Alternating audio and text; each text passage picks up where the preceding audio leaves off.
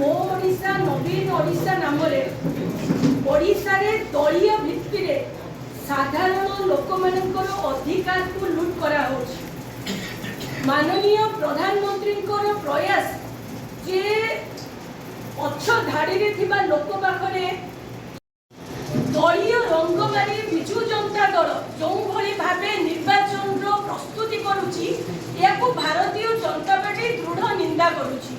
महिला हिंसा रे ओडिशा रे ना कुंडली पीड़िता न्याय पाइला ना परी पाइला ना प्रताप जेना मंत्री जो भलिया भावे मर्डर केस रे शामिल थिले तांकू एठी नवीन बाबू सुरक्षा दउछन। ये सब प्रतिवाद रे सारा राज्य रे ब्लॉक घेराव करछ।